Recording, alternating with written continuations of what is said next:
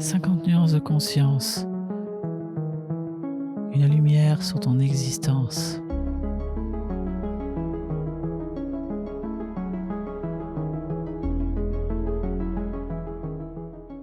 Nous voilà repartis pour quelques épisodes encore et quelques temps avec Carole.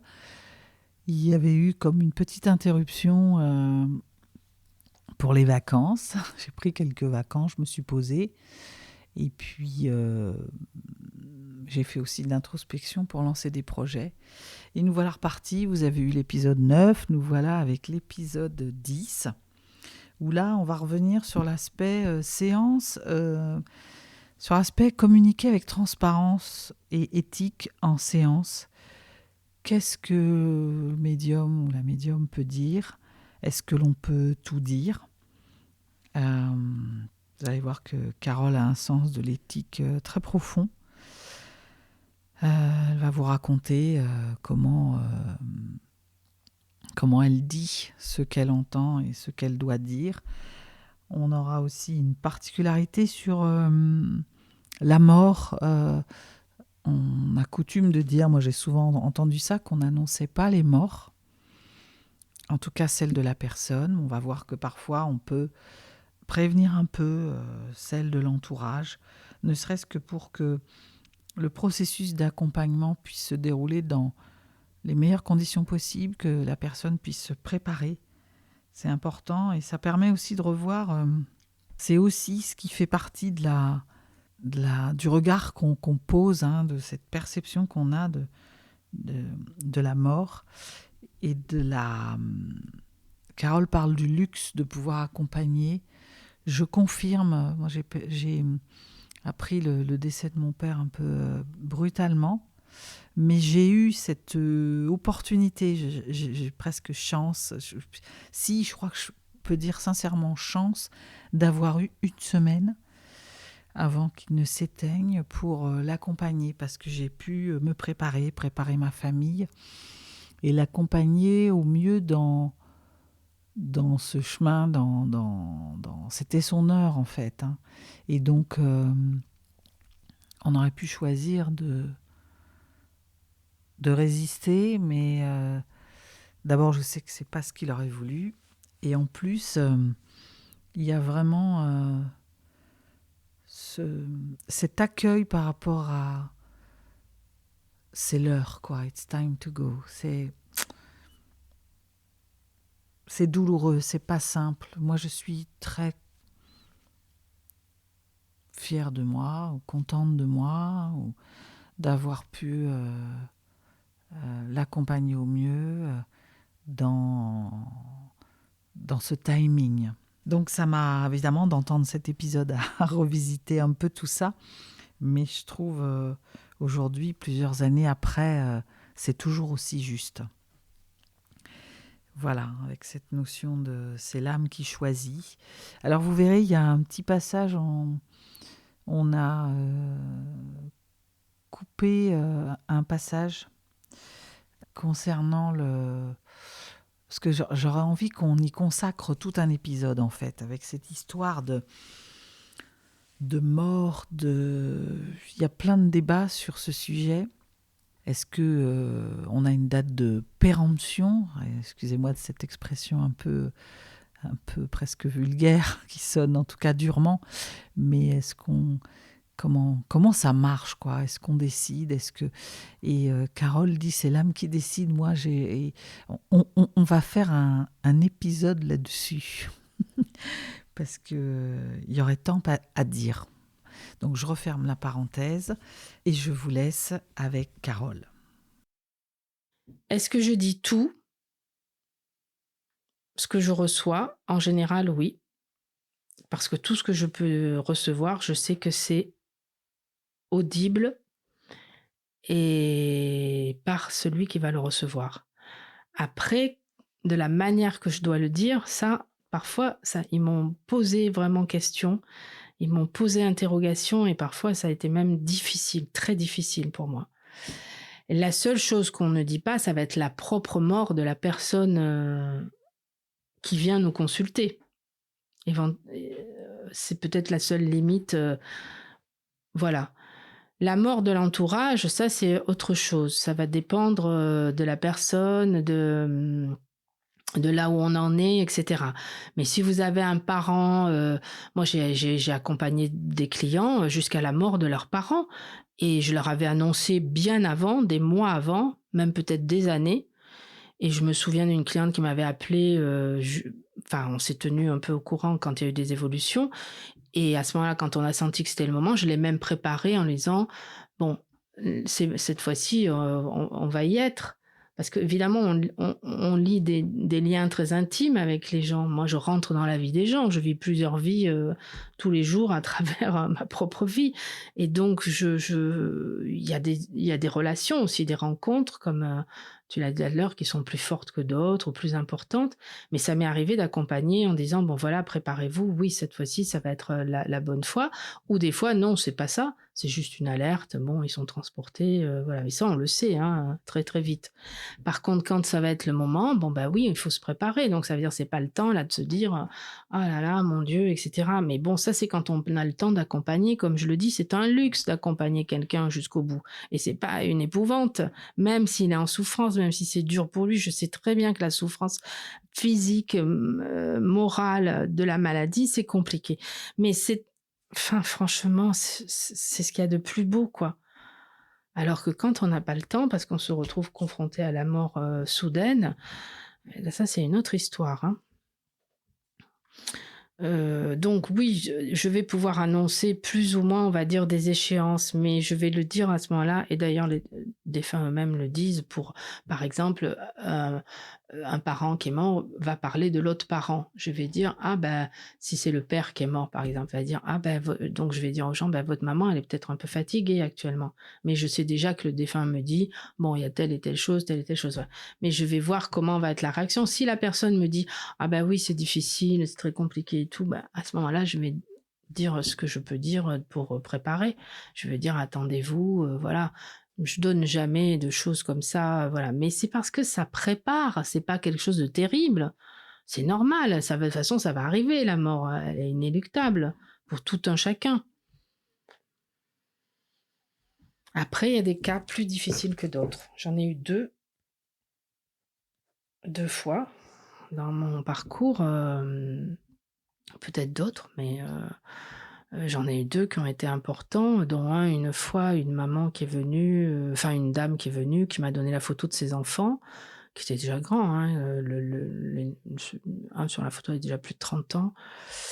Ils étaient ensemble et je lui ai dit: «Ah bah tiens, votre fils, il est parti loin, c'est compliqué, c'est difficile avec sa sœur». Elle me dit: «Oh non, non, pas du tout, ils s'entendent très bien, ils sont ensemble, ils adorent». J'ai dit: «Mais non, mais ah bon?» Et puis bon, bah, parce que je sentais un vide, parce que je sentais quelque chose qui allait pas et que je sentais l'âme de ce garçon très, très loin. Mais sur le moment, sa mère me dit: «Non, non, non, ils ont jamais eu de dispute, ils s'entendent bien». Bon, bah, moi, j'ai rien dit, hein. J'ai dit: «Bon, bah, très bien, OK». Je suis pas allée chercher plus loin. Je vais ne pas dire aussi parce que je vais pas forcément chercher. Si moi, je vais pas chercher l'information, il y a des choses que les défunts vont enfin, que l'invisible va pas donner parce que, en l'occurrence, là, dans ce cas-là, je lui ai dit: «Bon, bah, très bien», puis on est passé sur autre chose et voilà. Elle est partie et le lendemain matin, une amie à elle m'a téléphoné en me disant, son fils, a eu un accident hier soir, il est dans le coma, à l'hôpital, entre la vie et la mort et donc qu'est-ce que tu penses qui va se comment on ne sait pas ce que va se passer parce qu'elle est venue hier et juste tu t'es arrêté sur la photo et tout. Je dis: «Mais j'ai rien vu moi hier, j'avais pas vu ça». Par contre, j'avais senti le vide et j'avais senti l'âme très, très loin et donc là, bah, je me suis connectée immédiatement à lui et je lui ai dit: «Non, il va partir de l'autre côté». Il faut les préparer parce qu'il va lâcher, il va partir. Parce qu'il y aurait eu trop de dégâts suite à l'accident, corporellement et une vie qui aurait pu se faire. Et effectivement, il est mort, quelques heures après, je crois dans la journée, quoi. Voilà. Et ça sert à rien de donner des faux espoirs. Sauver les gens à tout prix, sincèrement, c'est pas ça le but. Mais si je dis par contre, oui, il va partir, ça, alors les parents, ils peuvent se mettre en préparation, ils peuvent accompagner l'âme, ils peuvent la rassurer, ils peuvent lui dire des choses qu'il lui aurait pas dit autrement.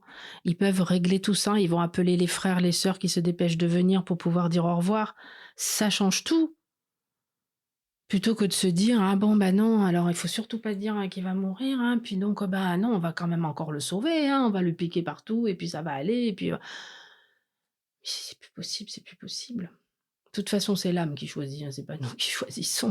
Ce cas-là, ben, ça m'a mis devant un dilemme. J'ai pas vu la mort et je vois pas tout, évidemment, heureusement. Je suis pas les yeux de l'univers, moi, hein. Il y a des choses que je ne vois pas dans mes consultations. Et même quand les gens viennent, ils me disent: «Alors, vous en pensez quoi Il peut me dire, mon défunt, ce que j'ai fait?» Mais enfin, vous vous rendez compte, moi j'ai jamais vu cette personne, je sais même pas avec qui je me connecte, et cetera. Il faudrait que d'un coup, parce que je suis médium, et d'ailleurs souvent les gens le croient comme ça, comme je suis, je vois tout.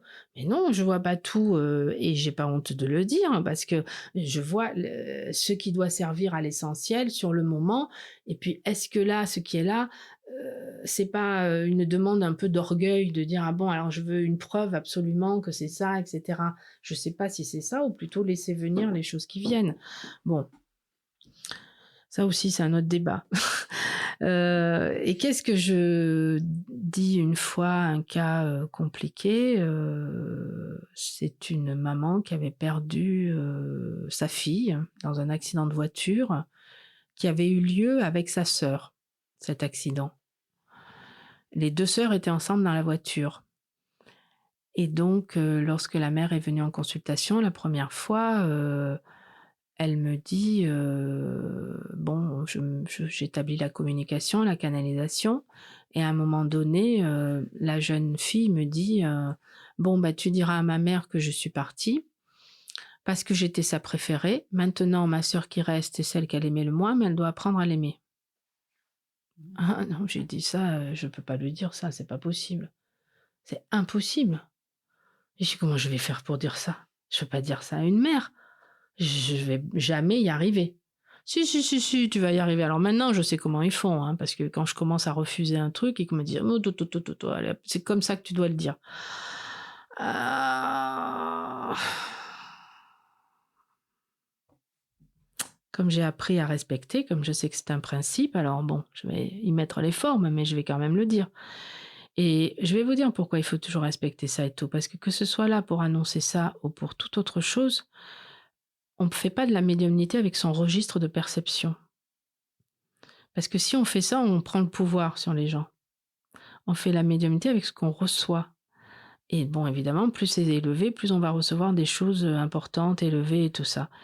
Et parfois, c'est pas dans notre schéma de vision à nous, en tant que personne. Moi, en tant que médium, je suis aussi Carole Uriot à côté, etc. C'est pas mon schéma de représentation. Ben ça, j'ai appris et je l'apprends dans mes enseignements à se défaire de ça. Parce que si on n'est pas capable d'accepter les autres schémas de représentation, c'est même pas la peine de commencer la médiumnité, parce qu'il y a tellement de vie avec des constructions différentes de ce qu'on pourrait penser que la vie doit être, bah alors on va pas pouvoir recevoir de messages, parce qu'on va sans arrêt dire: «Ah bah non, ça c'est pas bien, ça, et cetera». Si on fait de la médiumnité avec du jugement, c'est fini. Enfin, on peut même pas commencer, j'allais dire. Bon, alors moi j'ai dit: «Je peux pas annoncer cette phrase-là à cette dame», et elle m'a dit: «Si, si, si, tu vas pouvoir lui dire, puis tu vas lui dire bien, elle va le comprendre et tout ça». Je suis arrivée à lui dire, j'ai dit: «Écoutez, votre fille, je pense qu'elle est partie, parce que vous avez un lien très, très proche. En tout cas, vous aviez un lien très proche avec elle. C'était certainement, même, hem, une grande proximité, une grande compréhension avec entre vous, ce qui peut être différent avec votre autre fille et qui est plus difficile à faire».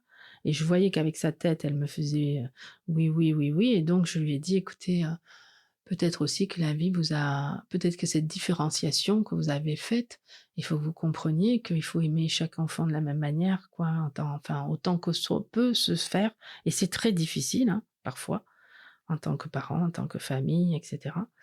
Enfin, je suis arrivée à lui dire, comme elle m'avait dit, qu'elle était aussi ça faisait partie de son départ,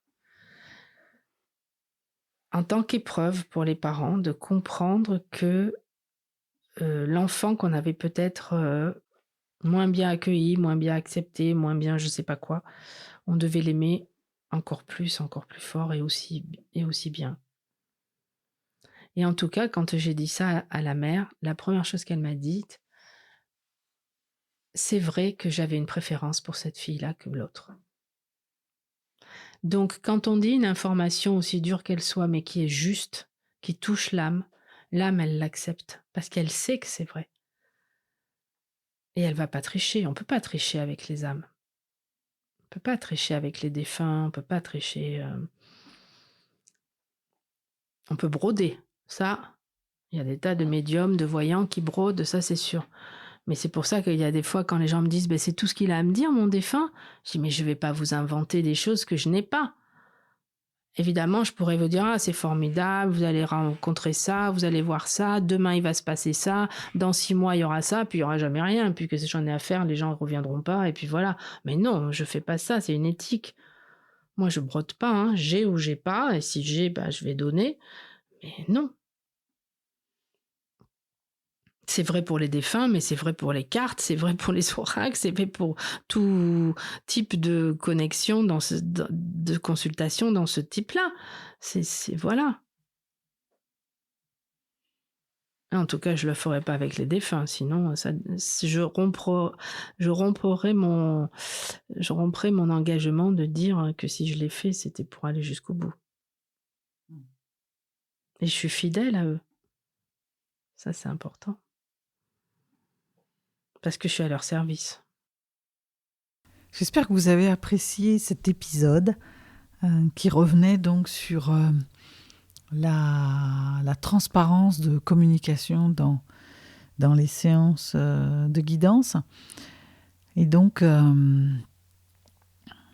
c'est intéressant de voir comment une consultation vise à vous aider à mieux naviguer dans les épreuves face à la mort et donc du coup mieux vous aider dans votre vie finalement, à prendre du recul, à faire des choix en conscience.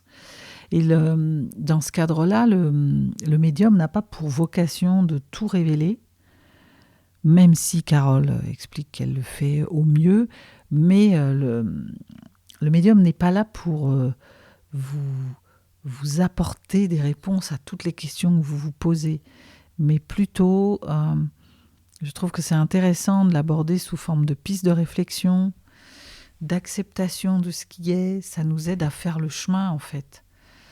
Et puis savoir que tout ne sera pas nécessairement bénéfique parce que il y a aussi cette partie de nous qui a besoin de cheminer, de comprendre. Dans la croissance personnelle, il y a une part d'incertitude, de foi personnelle et d'exploration.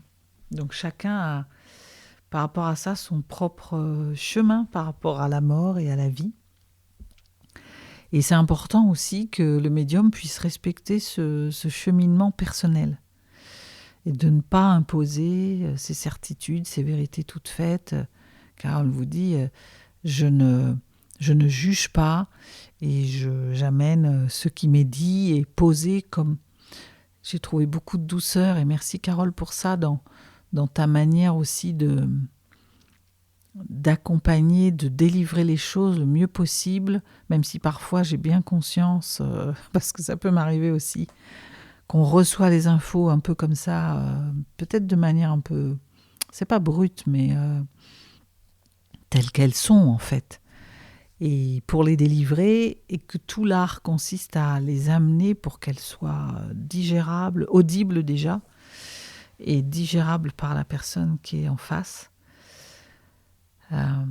Et puis ça vient chercher aussi, on avait déjà parlé de ça dans un autre épisode, à quel moment est-ce qu'on en est ? Est-ce qu'on est prêt aussi ? Moi j'ai pour coutume de dire que quand on pose la question, c'est qu'on est prêt à entendre les réponses. Mais parfois, pas forcément tout, pas forcément... ça dépend de la manière. Voilà, c'est... parfois on pense qu'on est prêt à savoir plus, et d'autres moments où le doute nous aide en fait.